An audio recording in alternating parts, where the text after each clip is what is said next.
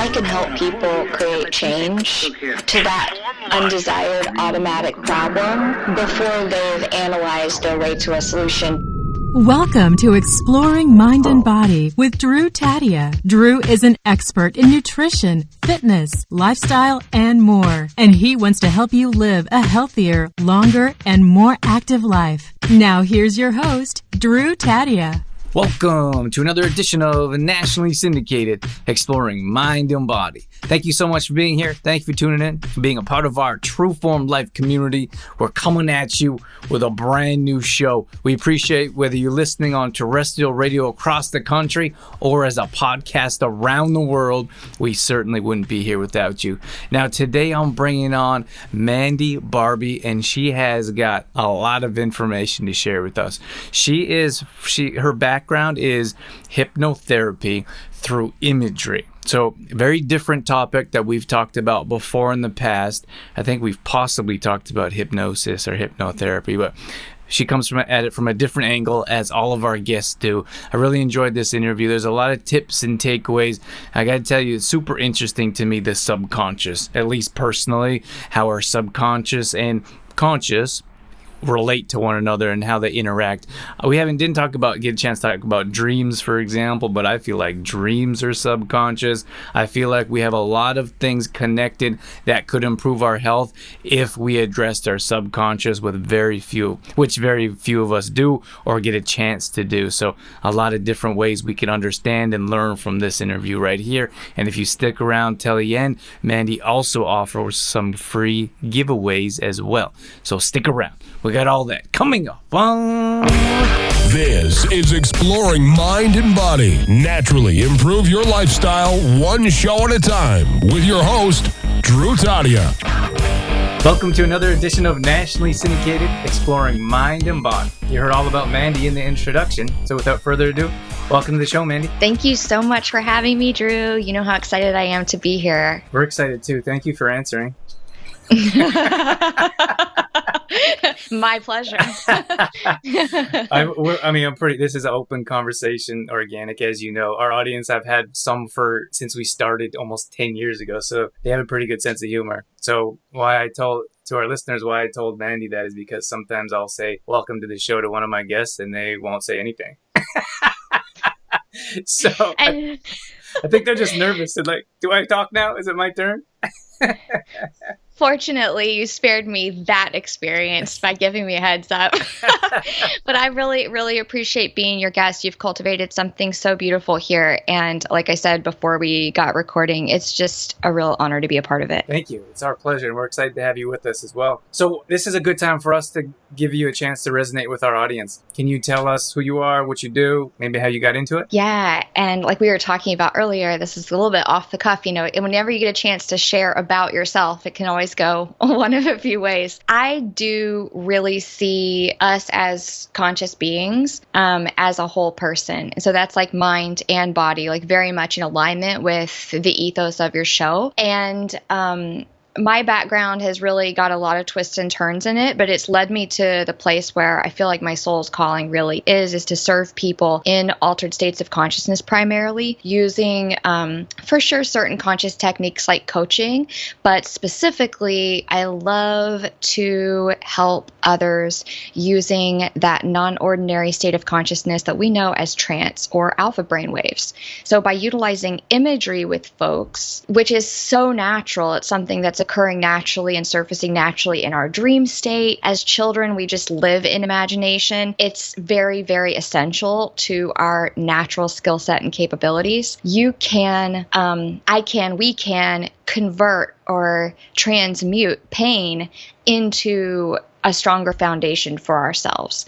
And so we can heal subconscious problems by working in the language of the subconscious, which is imagery. And that's really how I like to describe my work in the simplest terms today, is I help people access their own natural capabilities in order to make change happen way faster, easier, and enjoyably. So why was that interesting to you? How are you like, this is something that I want to learn more about and then help others with? Oh, that's such a great question. And I don't think I've actually really shared this aspect of the how. I always tell the like, well, I was putting this font in front of the other and it just made sense. And then I stumbled into this. But I have suffered from really, really what I think a lot of people would consider to be debilitating anxiety and depression. But I have a kind of uncanny tolerance for pain. I have a real ability to be present with pain. And so through the years of my life and through my own journey and my own story, I was wrestling with a very high level of anxiety and what I now look back and know was pretty severe depression,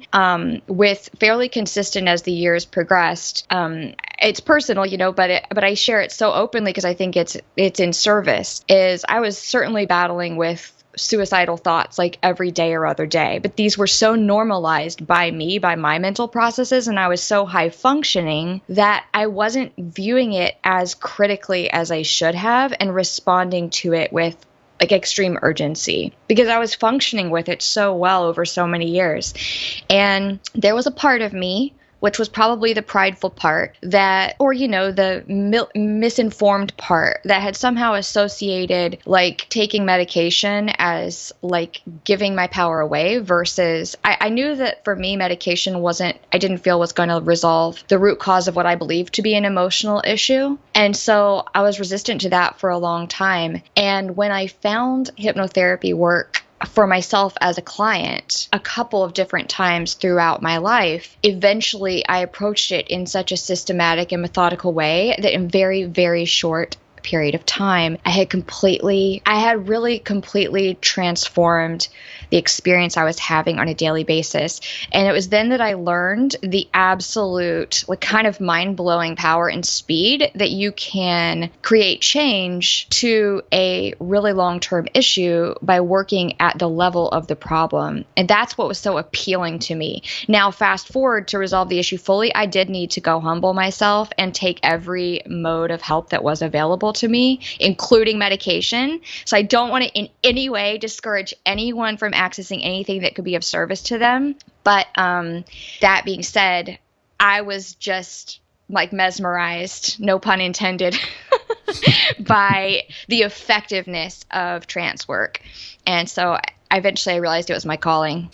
So it's interesting to me as well. And how long does it take for you to go and learn how to do this kind of stuff? This is an interesting, I'm going to answer this question, I think, in like the most beautiful way possible, because it's something that people run up against a lot, is wondering, how do I choose a practitioner that, like, how can I gauge what someone's skill, talent, level of certification is in this field? Because hypnotherapy, as well as other conscious coaching techniques and NLP, is, as you probably know, not a licensed profession. So it means there's not a licensing authority that is giving out, you are a doctor and you are not a doctor. You are a hypnotherapist and that doesn't exist for hypnotherapy. And I really love that about hypnotherapy because I considered imagery, since it's so natural to us, I think of it like open source, like it's a natural operating system of your body. So I want that to remain in the hands of parents, in the hands of a friend. Like, we're using this automatically already. It's already what's creating the problem. So I think it's important that it's non-licensed, but it can be difficult for people who are trying to choose a practitioner to know how to distinguish between them, since it's non-licensed. And for me particularly, I went through a really, really rigorous, ultimately I spent like 14 weeks in residence using for both hypnotherapy and NLP across years. So 14 weeks in residence is like really intense in this field, because people can get certified for like 60 hours online. So you can see that there's a real spectrum of, if you're talking about hypnotherapy. Okay, so let's get into some details of exactly what you do. When someone comes to you with some issues, why did they come to you to begin with? Yeah. A lot of times people are coming to me because they're either anxious, down, or they already know that their self-esteem could use some help. So I like to say, I was recently dabbling with I was going on a run and the thought crossed my mind, I try not to dig into people's pain too much when I per se market or share content, because I don't think it feels good to amplify pain to people. I want to amplify what's positive and good. But I turn phrases around all the time because my work circulates around words so much. And I thought it's always true to say your self-esteem could be better. And for most people, you'd get a head nod with that, right? I can see it in myself. Anyone could use some encouragement in that regard, for sure. Totally. And I feel like it's kind of like an absolute positive. I feel the same way. I'm like, how much good can you take? Your self-esteem could always be better, even if it's phenomenal. So I feel like no matter where you are on a healing journey, that can ring true in a way that's also really empowering and uplifting. And so some people know when they come to me, they're like, yeah, my self-esteem is in the tubes right now, or whatever that phrase is.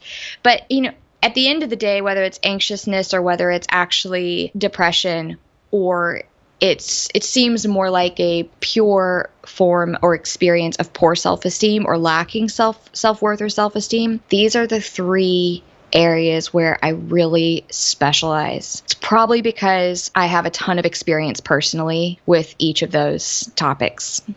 Okay, so when someone comes to you, maybe they need some self-esteem, or maybe it's depression, anxiety, what's the first thing that you go over when they come and sit down with you? You have a conversation with them, a consultation? What does that look like? As I think about that, it's not like I have a checklist or something, but what we first do is build the bridge of trust naturally and organically with each other. And this isn't something we can check off. So from the first moment that you get to meet another person, that trust that you're building naturally is so important. The trust is like the bridge that the healing happens on. And so in my role, I am truly a facilitator of a conversation happening within the other person with themselves, because inevitably somebody's like, I'm anxious, but maybe I don't know exactly why. A part of them knows. So we have to get that part of them speaking in a language that the person can understand, or that person to be listening in the language of the problem. And that's where I see the subconscious, the work is really, I facilitate their subconscious with their conscious to come closer together so that conversation can be flowing naturally going forward. It's really kind of like reconnecting two parts of a person.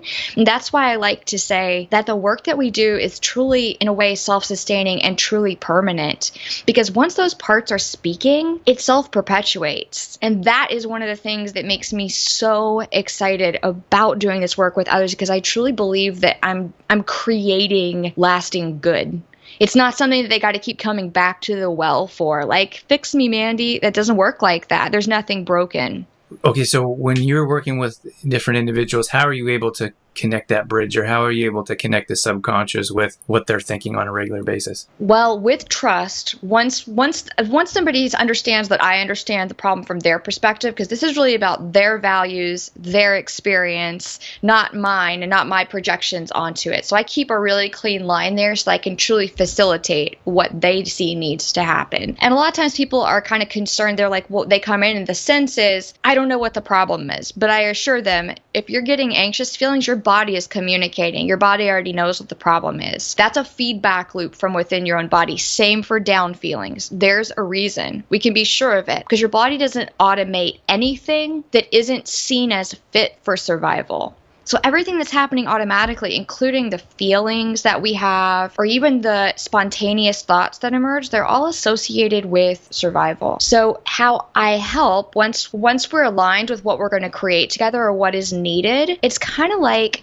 just listening in layers, and the process by which we do that, to listen and allow that problem to speak in a language that can be understood by the person, is by relaxing the critical mind, which a lot of people find really, they feel like that's going to be hard for me. And I'm like, yeah, you think so. But this method is easier than meditation. And it's one of the reasons, again, this is another reason why I'm so obsessed with this type of work, because people find meditation hard. a lot of times. It's one of my favorite questions to ask somebody. It's like, yeah, because you're trying to do like the hardest thing with your mind right at the get-go. Clear it and empty it. Like if you're anxious, how easy is that going to be, right? It's like you're trying to get to the goal line before you've learned the basics of the basic maneuvers. And with relaxation of the critical mind, i.e. using imagery to help people, there's all this beautiful kind of like a form of distraction that they can focus on while we are resting the critical mind on purpose. Does that make sense? Yeah, for sure. I think I really like the analogy of you're starting at the finish line, because we hear it all the time when it comes to meditation or when it comes to breathing exercises. And especially if you're anxious, I guess like your mind must be going 100 miles a minute. So it'd be really difficult to start there when you're trying to get there. Right.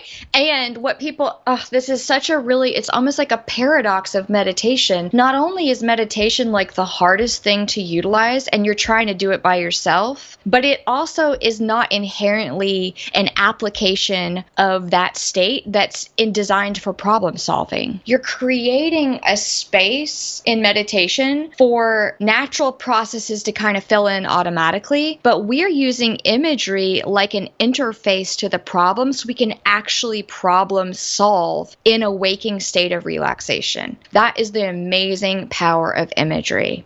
So tell me more about this imagery. What does that look like, or how would you explain that in layman's terms? Yeah, thanks for it. This is such an area of geek out for me. I could talk about this all day. Well, when I'm talking, by the time that we're working in imagery, this is where the processes evolve. So there is a complexity to the work that I do, because a lot of times folks' mental processes and the decisions that they're consciously making could be getting in the way of just allowing transformation to happen. So I consider it to be really important, and most of my clients find it really valuable and enjoyable as well, that we're working at all levels of consciousness, not just knock me out and take the problem away using imagery or do like a 1, 2, 3 step with NLP. The whole person comes on board for that change so that it happens at the right time and it can be truly sustainable. So the imagery is actually like the processes that we're using, and they differ from week to week, from day to day, and person to person. And I think that's the best I can explain it. Okay, so you use hypnotherapy in your practice? I do use hypnotherapy. Okay, so that's something else that interests me. Tell me what that looks like, because I think hypnotherapy, in most cases, people see someone up on stage and they get people to do funky things and then they laugh. When you said that, and a lot of times I thought about the funky chicken. Because a lot of times people are like talking about hypnosis on stage and like, right, quack like a duck or whatever. So I think that's what they're like, oh, you use that to help people? And like, it's actually a real thing. You can help people on a deep level. But I think in most cases, when I think of hypnotherapy, they're like, what are you going to make me do? Totally. You've hit on something that is so important when you're thinking about using, I'll back up. There's no transfer of control, and that's the major misconception, and it's propagated by the fact that we see some of this stuff happen on stage. So it looks like somebody's in charge and somebody else is not in control. And for somebody who, I work with a lot of people who self-categorize as control freaks, and it's like, it's really it's a playful, it's fun, because what we really need is control to relax as well as control to be active. And so there's actually an absence of control happening within the individual, but it's really important to understand you don't transfer your control over to somebody else. You're gaining control within. And I think it'd be really helpful right now, because you've asked your question gives me an opportunity to share something that could be really valuable for people, I think, in a lot of different applications right now. Hypnosis is a natural state of your mind. It's like fourth gear in a car. It's just there. You can switch into it. If you're driving and you know how to drive a stick, you're in fourth gear sometimes. You need it. Daydream state is a state of hypnosis. It really is. So if you categorize hypnosis as a natural but altered state of waking relaxation, of waking awareness, that's like one of the best definitions that I know of to share it. And it's measurable on an EEG. So if you strap an electroencephalogram up on somebody's head at the temples and you're measuring, then if somebody kind of drifts into, like if we're watching commercials on TV and all of a sudden you're zoned out, You know what I mean? You're in a trance, and this is why folks are so susceptible to advertising. If you're driving behind the wheel of a car and lose track of time on the way home because you know the route by muscle memory, you've been in a trance. Maybe you go, where did the time go? These flow states, runner's high, meditation, prayer, like surfing, these are all states of an altered state of waking awareness. It's not like conscious awareness and you're not unconscious. It's that beautiful place on the bandwidth of frequencies in between critical thinking and sleep. That is the state, that is the way that the brain operates before the age of 7. Children are like just living in it. They don't even have access to the higher frequencies above 15 hertz. So hypnosis in and of itself is a completely neutral way that our brain functions. And we can access that state a lot of different ways. Probably as you just put 2 and 2 together by what I shared. You can access it by coloring. You can access it by using imagery. Athletes do it. Visualization. So where am I going with this? Hypnotherapy is a problem-solving application. Hypnosis on a stage is for entertainment purposes. So you're using the same features or characteristics of a natural way that your mind can operate, your brain can actually function in order to create an entertainment where it appears that somebody has kind of relinquished control. I'm not an expert on that, and I really haven't actually seen very many of those performances, but there's always an element. What's funny about stage hypnosis is I can imagine it's like the fact is some part of that person wants to do those things, or else there would be resistance and you would exit the state of hypnosis. But inherently they pick the person who's most, you call it susceptible, but it's really more like most willing or interested to participate. And they always select for those types of people up front. So to a client, you call it a client or a patient that comes and sees you, they have to be willing or actually want to make a change. Yeah, and we do spend a lot of time connecting on that up front, because if somebody's going to come to another person, usually about here's where I do the most good in the world. A lot of times the problems that I can help someone solve, they feel like they've either tried everything else and they've had varying levels of success, or it feels like they don't even know who could help because they don't know what the problem is. And one of the ways that I see people hold themselves back or hurt themselves and continue to harm themselves the most is waiting to get help after you've figured out what the reason is. I can help people create change to that undesired automatic problem before they've analyzed their way to a solution, because it's not an intellectual problem, it's a feeling problem. I know it's different for everyone, but what do you think some of the underlying issues of anxiety is? Yeah, it is so different for everyone. There are definitely patterns, and for starters, I think it can be really helpful to anyone listening who might be suffering from anxiety to have another lens on what anxiety really is, and then we can kind of I can share some of the patterns around that too. But anxiety is just like happiness, kind of it compels people to interact more and create connection. Anger helps somebody to energize themselves in order to prepare for something, and sadness calls someone to kind of retreat within and be able to heal.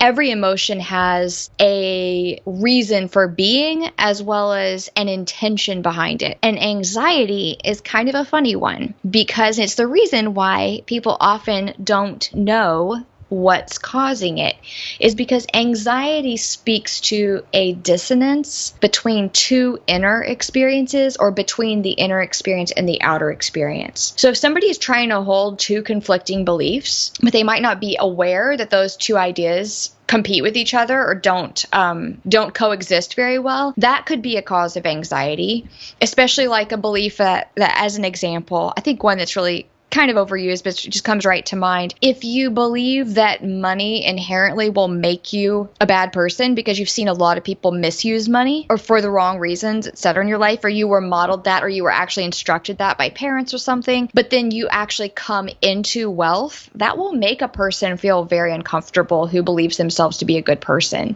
because now they are the wealthy person, but they believe that a wealthy person cannot actually be good, or that makes them actually could be suspect to having bad motives or something like that. So there's an internal dissonance that's happening there that could cause anxiety. And likewise, if you know within at some level that a situation, a job, a partner isn't good for you, but then you remain in that context, over time, anxiety will get louder and louder and louder because it's waiting for you to respond, but it's speaking to you in the language of the body. So you're like, I don't know what this is about. So all we got to do is create the pathway for communication to happen, and the problem resolves itself. The anxiety will go as soon as the reason for it is heard, understood, and acknowledged. So you have to find the root of the issue. Exactly. And that's where I specialize, getting to the root cause of emotional problems. Is there anything that we missed, Mandy, that you wanted to discuss before we wrap things up here? I feel like we covered so much wonderful ground. I really feel complete. I want to share, maybe I can just share with anyone who's listening that a reminder that all feelings are feedback from the decisions that you're making. And so if you can let the idea sink in that whatever feeling you're having is neither good nor bad, but has an intention for your benefit, even if it's unpleasant, if you can look at it through that lens, you're going to be immediately coming into greater harmony with your own emotional experience. So now you're not struggling against yourself in the experience, but you're actually on the same side of the tug-of-war rope with yourself, exploring, what's going on with us? Like, well, maybe we need a little bit more attention here. And even if you may not feel like you can hear the reason why yet, know that it's completely possible. And usually, like, meditation is a great place where people will start to bridge that gap between conscious and subconscious awareness so the communication can happen automatically. But whatever you're facing, whatever the difficulty might be, know that there's a really beautiful and valid reason for it. And if you listen with self-compassion first, will eventually get there. I'd love to help if anybody needs it, but I'm in your corner. Well, why don't you tell us where people can find you? Do you have any website, social media you'd like to direct anyone to? Yes, I would love to. One of my companies is called Palladium Mind. Palladium is one of the elements on the periodic table. It's in the platinum group, and it's highly lustrous, and it's also catalytic and malleable. So it's highly conductive to change, and it's very precious and beautiful. So the Palladium Mind, it's, now I've made something subtle very overt. But I want you to know, too, because it's a weird spelling, how to find it. PalladiumMind.com. That's where you can find me, Mandy Barbee. And if you'd like there's like 2 free gifts that my team and I put together for Drew's listeners. So it's Palladium Mind / Exploring Mind and Body with hyphens in between each word. Exploring Mind and Body with hyphens in between at the / PalladiumMind.com. What's the gift? Oh, there's an affirmation set for, now I'm going to be having to remember. There's an affirmation set for business owners, which is really applicable for anybody who wants to create more abundance in their life, to be honest. But it's been really loved by business owners. And the affirmation set, it's not just, here's some words of affirmation. What it is, this is like supercharged. There's instructions there on how to take your affirmation writing into the stratosphere. People use affirmation really poorly all the time. And there's a way to use affirmation which can be like, it can be like night and day difference. It's subtle, it's little things, but the steps are in there in order to help folks utilize those affirmations as well as any others they may utilize, such that I think typically people will see changes within 2 days. Wow. If you use it in this way, you will start to see changes, and the instructions are bold at the bottom. You can download it. It's an opt-in. You can stay on the list or not. I love nurturing my community, and the main way I do that is through email. So if you grab that, then we'll be connected. And the second is a self-hypnosis process. So for anyone who struggles with meditation, they can use this as an alternative way to access their own altered state of consciousness. I'm looking forward to trying it. Oh, good. I would love to hear how you find it. Yes. Well, thank you for that gift for our audience. We appreciate that. That's very kind of you. Thank you. All right, Mandy, we're going to wrap things up. Thank you so much for coming on Exploring Mind and Body today. It was an absolute pleasure. It was such a pleasure. Thank you for your amazing questions and for having me. All right, that's going to wrap things up for this edition of Exploring Mind and Body. Once again, thank you so much for being here. Thank you for tuning in and being a part of our True Form Life community. You can always find us on Facebook.com/TrueFormLife. We post up there a couple times a day on our story. We're always trying to bring you more content around living a healthy lifestyle, whether that be nutrition, fitness, lifestyle, and more. We also have free challenges that we do at least once a month. So if you follow us along there, you'll be able to join maybe a plank challenge or a squat challenge, Tabata challenge, whatever it may be. We'd love to have you join us. We're also on Instagram.com/DrewTadia.